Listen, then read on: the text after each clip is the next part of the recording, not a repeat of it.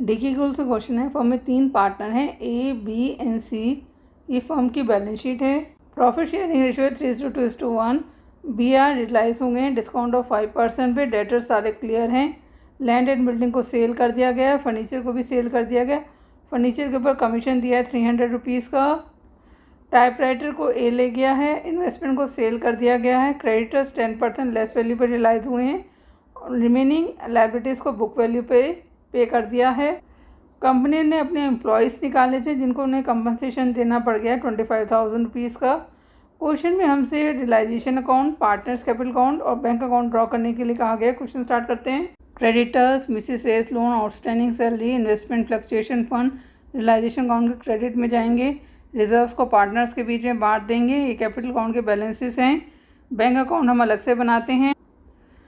Bills receivable, stock, debtors, land and building, furniture, typewriter, investment realisation account के debit में और provisions को credit में ट्रांसफ़र करेंगे। Bills receivable 12,000, stock 40,000, debtors 40,000, land and building 50,000, furniture 10,000, typewriter 7,000। जितनी भी assets हैं उनको कहाँ ट्रांसफ़र करेंगे? रियलाइजेशन अकाउंट के डेबिट में। Investment 30,000, creditors 30,000, Mrs S loan, partner ए है तो उसकी वाइफ का लोन एक नॉर्मल लोन की तरह हम इसे क्या करेंगे? रियलाइजेशन अकाउंट के क्रेडिट में ट्रांसफ़र करेंगे।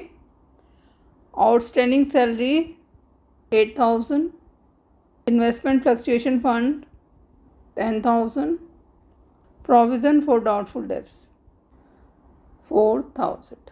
बीआर पे डिस्काउंट दिया है 5% का। डेटर्स ऑल गुड हैं। स्टॉक 32,000 मिला है। Land and building 40% higher value पर रियलाइज़ हुई है। 50,000 की लैंड एंड बिल्डिंग थी तो 40% ज़्यादा भी मिली तो 40% कितना होता है?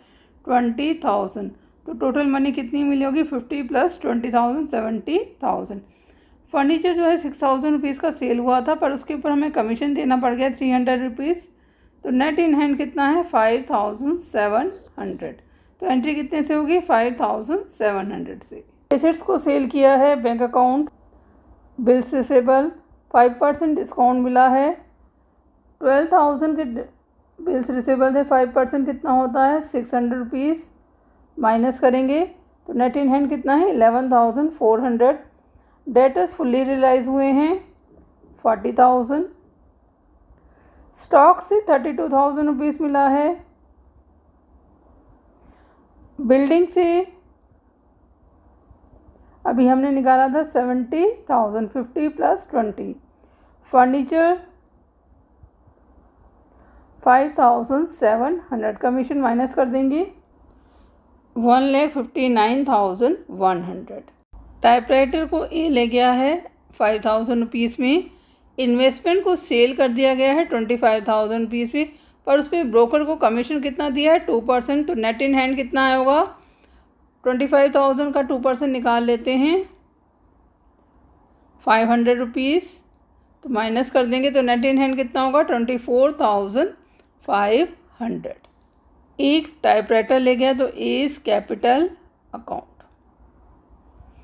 5,000।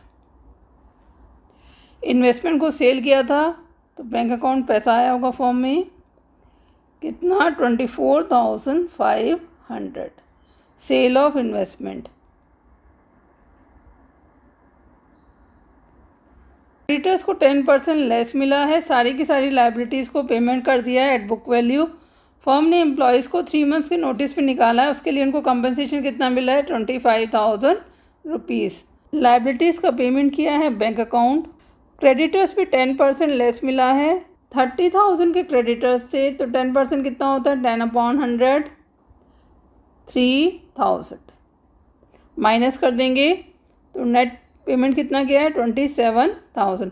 बाकी लाइबिलिटीज़ उन्होंने क्या बोला है? बुक वैल्यू पर पे की हैं। Mrs S loan 20,000, outstanding salary 8,000,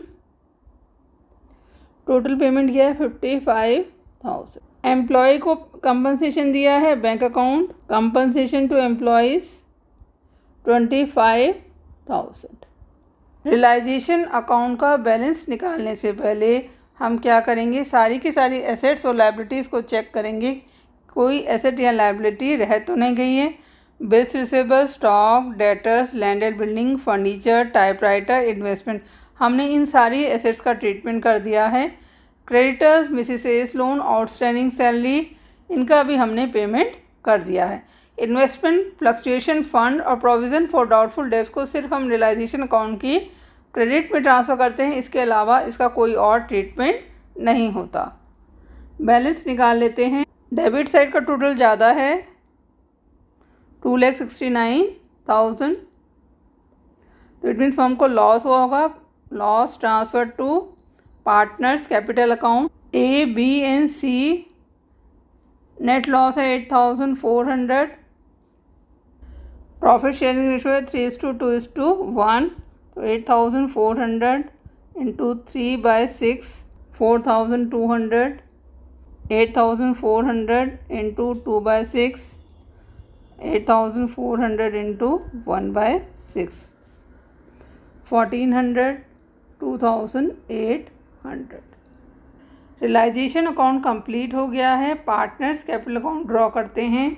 balance BD 60,000, 40,000, 20,000। Reserve था बैलेंस शीट में, बांट देते हैं। रिज़र्व 12,000 का रिज़र्व था, 3:2:1 रेशो है, तो 6,000, 4,000, 2,000। ये फर्म से टाइपराइटर ले गया था, रियलाइजेशन अकाउंट में इसके डेबिट करेंगे 5,000।